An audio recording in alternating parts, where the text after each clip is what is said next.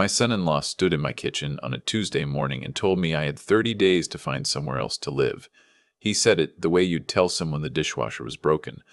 Matter of fact, like he'd already run the numbers, and the numbers didn't include me. I'm Hugh Mackenzie, 68 years old, retired high school shop teacher from Sudbury, Ontario. I've lived in this house on Larch Crescent since 1991. I bought it the year my wife, Colleen, was pregnant with our daughter. We painted every room together. We installed the back deck ourselves, 2 weekends in August, me with a bad sunburn and Colleen handing me screws and laughing at how much I was sweating. This house is not just a building. It carries 30 years of a life. My son-in-law's name is Preston. Preston Almeida. He works in commercial real estate in Toronto and has opinions about everything, especially about things that aren't his. He married my daughter, Yvette, 4 years ago. Nice wedding. Open bar. I gave a speech that made people cry in the good way. I thought we were going to be fine. I was wrong. The trouble started quietly, the way most trouble does. Little comments at family dinners. Hugh, have you thought about what you'd do if the furnace goes? That's a big bill for one person. Or, Sudbury's not exactly close to anything, is it? He'd say these things and then smile, and I'd let it pass because Yvette seemed happy, and I didn't want to be the father-in-law who starts problems. But Preston wasn't making small talk. He was laying groundwork. Colleen passed away 3 years ago. Ovarian cancer. 14 months from diagnosis to the end. Yvette came home every weekend near the end, and I will never forget that. Never. But after Colleen was gone, Preston started seeing my house differently. I could feel it when they visited. He'd walk through the rooms with this appraising look, like he was calculating square footage in his head. "You got 4 bedrooms here, Hugh. What are you doing with 4 bedrooms?" "Living," I said. He didn't laugh. 6 months ago, he started being direct. He and Yvette were expecting their first child in the spring. They needed more space than their condo in Midtown Toronto allowed. Sudbury was centrally located. His words, between Toronto and Yvette's aunt in North Bay. The schools were decent, and I was rattling around in a house too big for one retired man. "You should be somewhere with support," he told me. "You're not getting younger." "I'm 68, I said. "I still cross-country ski." He smiled the way you smile at someone who doesn't understand the situation. "It's just practical, Hugh. You must see that." I told him I'd think about it. I had no intention of thinking about it. Then, 3 weeks ago, he called me on a Sunday evening. Yvette was on the line too, which I noticed. But she was quiet. Too quiet. "We've been doing some research," Preston said. "There are some really excellent retirement communities in the area. Pinecrest Village just opened a new wing. Independent living, your own unit, meal options, fitness center. It's actually very nice." "Preston, hear me out. The timing works out well for everyone. You don't have to worry about the maintenance on the house anymore. You'd have people around you, and Yvette and I could have a proper home base for raising our family close to where she grew up." I waited a moment. Close to where she grew up. In her childhood home. Well, yes. There it was. "What does Yvette think?" I asked.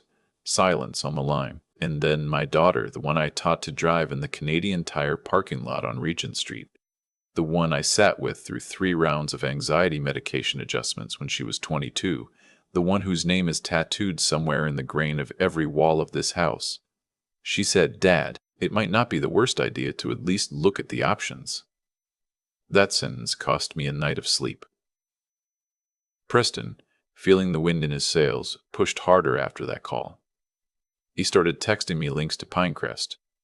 He sent me a floor plan with a unit circled. He called my neighbor, Barb, I found this out later, and asked her to gently encourage me to consider the transition.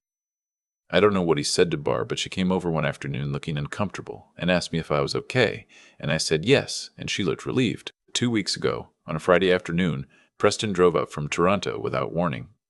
He had a folder. He sat at my kitchen table and opened it like we were closing a deal. "I've spoken to a real estate lawyer," he said. "We can structure this as a family transfer to minimize land transfer tax. Yvette and I take over the mortgage. There's what, 11 months left on it? 13, I said. Right. 13 months. Effectively nothing. We take over that, cover closing costs. You move into Pinecrest. Your CPP and OAS covers most of the monthly fees. And if there's a gap, we'd contribute. CPP and OAS. Canada Pension Plan and Old Age Security. He'd looked up my likely income. He'd done a financial analysis of my retirement. Without asking me. Without being invited to. You've put a lot of work into this, I said. Someone had to be practical. I looked at this man sitting at the table where Colleen and I had eaten 30 years of meals, where Yvette had done her homework, where we'd played cards on New Year's Eve every year because we're a family that plays cards on New Year's Eve. And I realized Preston didn't see any of that. He saw underutilized real estate. I'll think about it, I said. He nodded, satisfied, the way people nod when they believe they've won. After he left, I sat in the kitchen for a long time. Then I got up and went to the phone. Not to call a lawyer. Not yet. I called my old student, Vikram. Vikram Nair is 41 now. He came through my grade 10 and grade 12 shop class. Skinny kid, glasses, no father in the picture, lived with his mother and grandmother in a basement apartment on Elm Street. He could barely afford his safety glasses in grade 10. I bought him a second pair and never said a word about it. He showed up after school 3 times a week for 2 years to work on projects in my shop. We built a workbench together that I still use. When he graduated, I wrote him a reference letter for the Carpenters Union apprenticeship program. He's now a licensed general contractor with 3 crews working across northern Ontario. His company has a 3-year backlog. Last Christmas, he sent me a card with a photo of his kids and a handwritten note that said, "I build things because of you." Vikram, I said, I need to talk to someone. Something's happening with the house. The silence on the phone lasted maybe 3 seconds. Then, when do you need me? I told him not to come yet. I had some calls to make first. See, Preston had spent 3 months researching my finances and my house. What he hadn't done, what he couldn't do, because he didn't know to look, was pay any attention to the people I'd spent 35 years teaching. When you teach high school shop for 35 years in a mid-sized Canadian city, you teach everyone. Kids who go on to university, kids who don't, kids whose parents have money, kids who never had enough. I taught the children of the people who built this city, and I taught the people who would go on to build it themselves. You don't spend 35 years doing that without accumulating something that has nothing to do with money. I called my former student, Owen, who's now a licensed plumber, and owns a company with 20 employees. He did the main floor reno on the new Sudbury courthouse last year. I called Ingrid, who came to me as a quiet kid in 1998 who'd been held back a year and was convinced she was stupid. She went on to become a structural engineer. She works for the province now, infrastructure assessment, and she manages 7 people. I called my old colleague Dawn, who taught English for 30 years at the same school and now sits on the school board. I called my daughter's friend Petra, who grew up around the corner and is now a paralegal at a firm in Sudbury.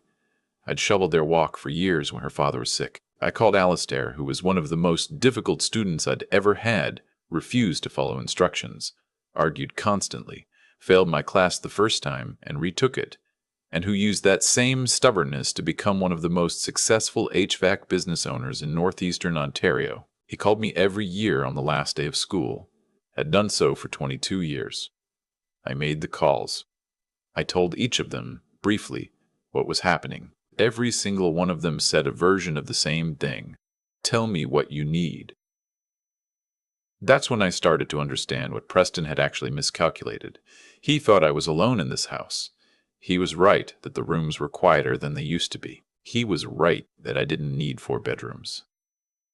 But alone is not the same as without family. And Preston, who grew up in a neighborhood where you kept to yourself and hired professionals for everything, had never really understood that some people build their lives differently. Preston made his final move on a Tuesday in October. He and Yvette drove up together this time. He'd brought updated paperwork, a draft transfer agreement, a letter from Pinecrest confirming a unit was available. He'd booked a moving company for the 3rd Saturday of November. He laid it all out on my kitchen table. Yvette sat beside him, looking at her hands. I've given this a lot of thought, Preston said, and I think this is genuinely best for everyone. You get support, you get community, you stop worrying about a 30-year-old house. We get a family home for our child. It's actually a wonderful outcome. I looked at Yvette. Is this what you want? She looked up. Dad, I just want everyone to be okay.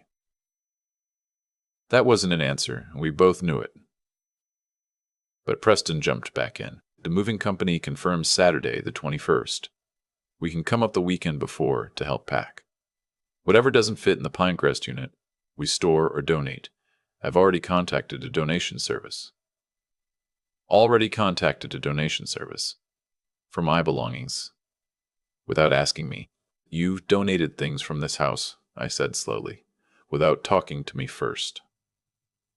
I just made inquiries. I nodded.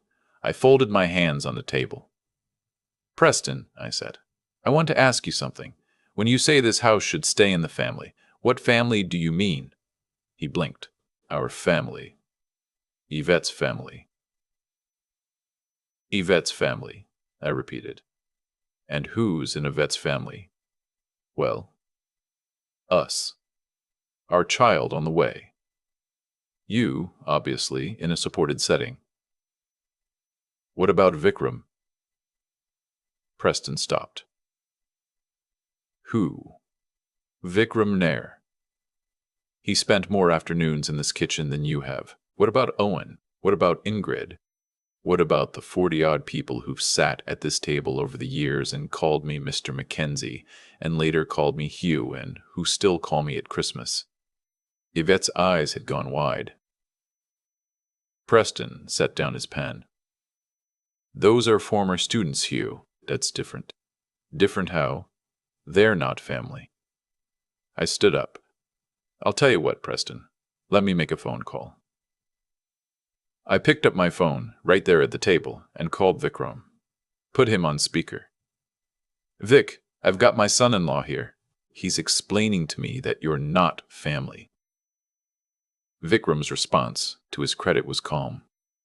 Mr. Mackenzie, do you need me to come up this weekend or next? This weekend? I think. Done. I'll bring Owen. He's been asking how you're doing. I ended the call. Preston was staring at me. Hugh, I don't understand what you think is going to happen here. Something similar to what happened the last time someone underestimated how many people care about this house, I said. Get some sleep, Preston. Saturday's going to be educational. He left in a worse mood than he'd arrived. Yvette lingered at the door. Dad, what are you doing? I'm protecting something that matters, I said, which is what I've always done. I'd have hoped you'd be doing it with me. She left. I stood at the window and watched their car pull away from Larch Crescent, and then I went to the phone and started making calls in earnest. Over the next 3 days, my modest split level on Larch Crescent became a coordination center for something I hadn't planned and couldn't have predicted. Vikram drove up Thursday evening with his truck and his partner, Stephanie. Owen called from his company van on Friday morning to say he was 40 minutes out, and did I need anything from Tim Hortons.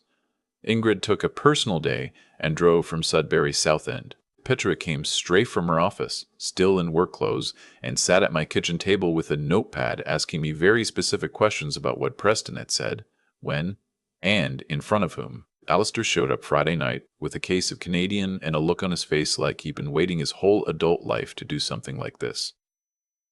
Dawn, my old English teacher colleague, brought his wife. She made soup. By Friday evening, 9 people were in my house, not because I'd asked them to stage some kind of demonstration. They came because they found out something was threatening a place that meant something to them, and they responded the only way people like that know how.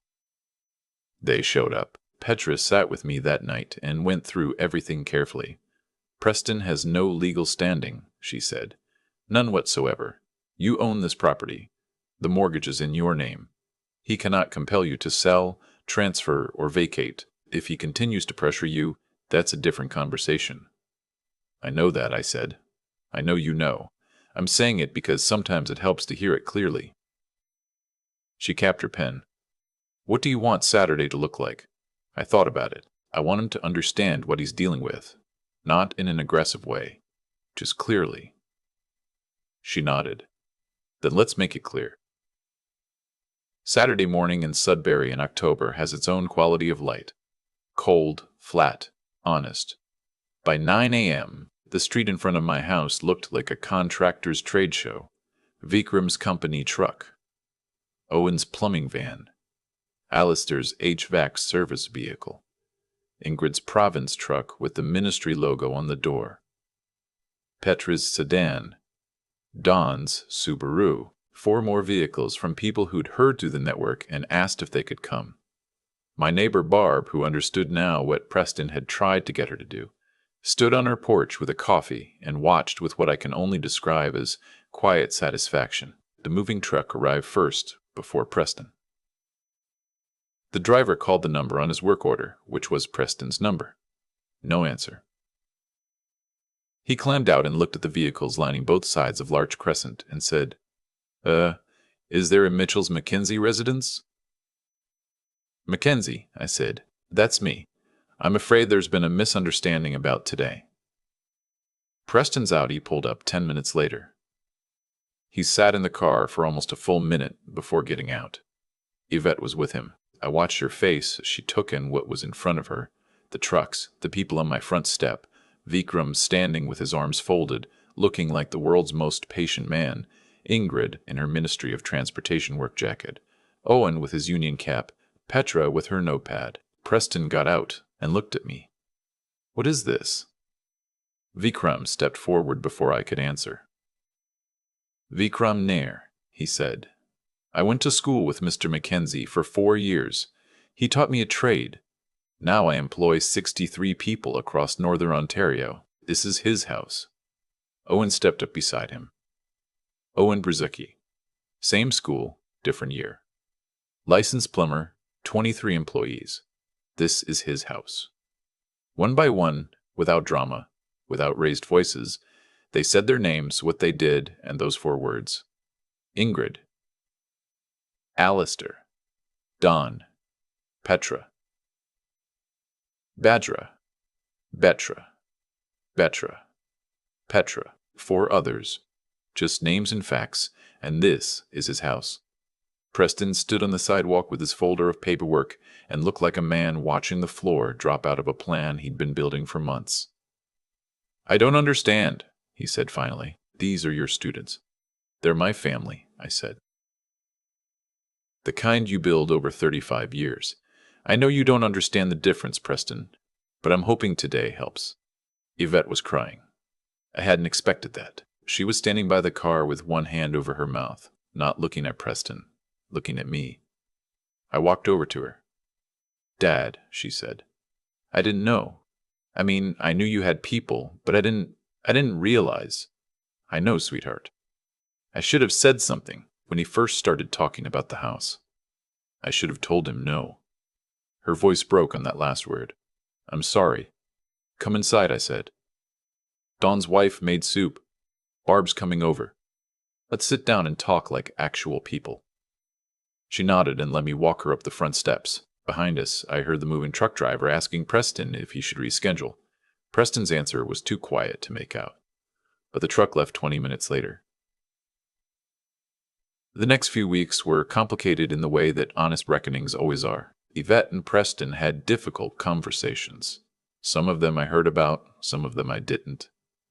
Petra quietly made it clear to Preston, through a letter that was professional and very specific, that any further attempts to pressure me regarding the property would carry legal consequences. He received it and did not respond, which I took as comprehension. What surprised me was Preston's father. He called me one evening, a man I'd met twice at the wedding and once at Christmas. Quiet man, retired electrician from Mississauga. He apologized on behalf of his family in the blunt and uncomfortable way of someone who doesn't make apologies easily. I don't know where he got this sense of entitlement, he said. It wasn't from us. I told him I appreciated the call, and I meant it. Yvette came up on her own the following Sunday. She walked through the house the way you walk through a place you're trying to remember properly, slowly, noticing things. She stopped in front of the wall in the hallway where Colleen and I had marked her height every birthday until she left for university. The pencil lines were still there. She stood in front of them for a long time. Preston didn't see any of this, she said finally. No, he just saw square footage. Yes. She turned around. She looked exhausted and young and sorry. I need to figure out some things, Dad. I know. I do want our child to know this house. I do. I should have told him that this wasn't his decision to make. That would have been good, I said. Not unkindly. Just honestly. She moved back in for 3 weeks while she and Preston went to counseling in Toronto. I didn't ask questions. I stocked the kitchen with the things she'd liked as a child. Orange juice, cheddar, that specific brand of crackers she still buys. And we watched television in the evenings and talked when she felt like talking and didn't when she didn't. It reminded me of the years when she was young and this house was full of noise and need and love. Preston came up at the end of the 3 weeks. He knocked on the door. He'd always walked in before, and I let him in, and we sat in the kitchen. He didn't have a folder. I owe you an apology that I don't know how to make properly, he said. I convinced myself I was being practical, that I was thinking about Yvette, about the baby, about the future. But I think what I was actually doing was deciding that you didn't count, that you were finished somehow, and that was wrong. I let the silence sit for a moment. You tried to make decisions about my life without asking me what I wanted. Yes. And you tried to use my daughter to help you do it. He looked at the table. Yes. That's the part that's harder to forgive than the house business, I said. The house I can fight for, but watching Yvette sit at that table saying she just wanted everyone to be okay, when what she should have felt able to say was no, that's what I keep coming back to. I know, he said. I'm working on understanding that. I looked at this man who still had a lot to learn and who was, for the first time since I'd known him, being straight with me. I thought about all the kids who'd come through my shop over the years. The difficult ones, the ones who pushed back against everything and had to fail before they could learn. They were often the most interesting ones in the end.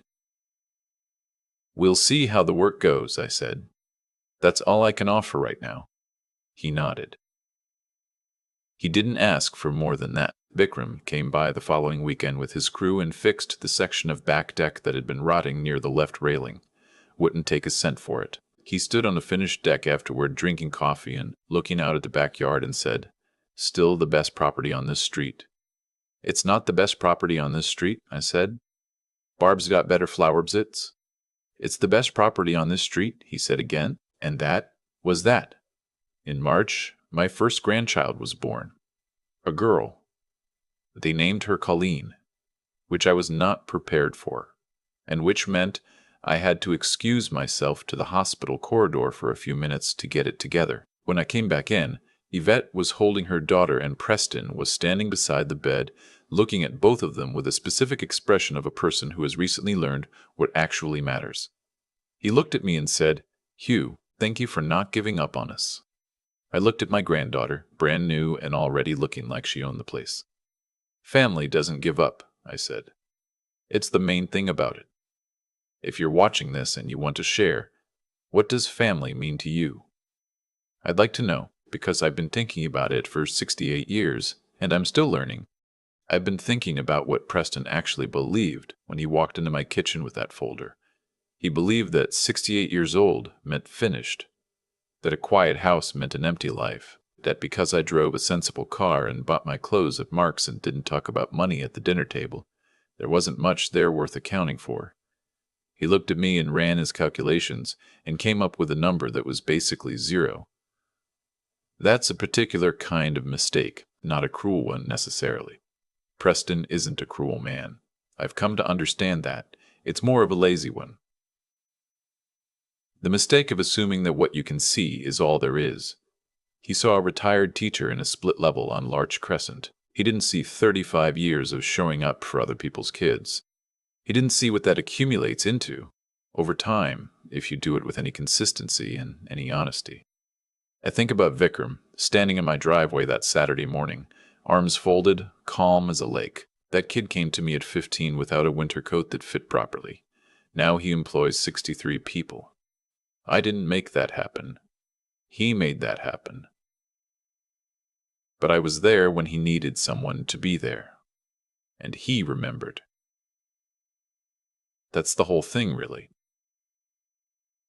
That's the entire mechanism. You show up for people when it costs you something, and it goes somewhere. You don't know where. You don't keep score. But it goes somewhere. Preston kept score.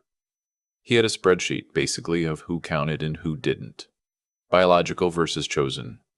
Permanent versus temporary. Real family versus the other kind. The problem with that accounting system is it misses most of what actually holds a life together. The people who call you on a Tuesday for no reason. The ones who remember what you take in your coffee. The ones who drive 4 hours because something is wrong and they can't not come. What I keep returning to is Yvette standing in that hallway, looking at the pencil marks on the wall. All those birthdays recorded in graphite, her height at 5, at 8, at 11, at 14. Preston had walked past that wall a dozen times. He'd never once asked what it was. That's not a character flaw exactly. It's more of an orientation. Some people move through the world looking for what they can acquire, and some people move through it looking for what they can understand. Preston had spent so long in the first mode that he'd lost some facility with the second. The good news about that is it's not permanent. He knocked on my door without his folder. That matters. Whatever counseling he and Yvette were doing, whatever hard conversations happened in that Toronto apartment those weeks, something shifted. He came to my kitchen and sat down and didn't try to reframe or justify. He just said he was wrong. That takes something. It takes a kind of courage that doesn't come naturally to people who've spent their lives being right. I'm not finished being careful with him. Trust is rebuilt slowly, like a deck, board by board, and you have to check your work as you go. But I saw something in him that morning that I recognized from 35 years of teaching. The moment when someone stops defending themselves and starts actually looking at what they've done, that moment is the beginning of something. I've seen it turn into a great deal. My granddaughter's name is Colleen. She'll grow up knowing this house. She'll run on this deck that Vikram fixed. She'll be told stories about the woman whose name she carries. And someday, if I've done my job, she'll understand that the most important things you build in life aren't structures, they're relationships. They're the kind that hold when something tries to pull them apart. That's what I was protecting when I picked up the phone that Tuesday night. Not the house. The house is wood and drywall, and 30 years of memories soaked into the walls. What I was protecting was the truth of what those years actually meant. That showing up for people, consistently, without expectation, is the only investment that never loses its value. Preston understands that now, I think. He's learning it the way most of us learn the things that matter, the hard way, after we've made the mistake, in the long, uncomfortable work of making it right. I'm still learning it too. 68 years in, and I don't think you ever stop.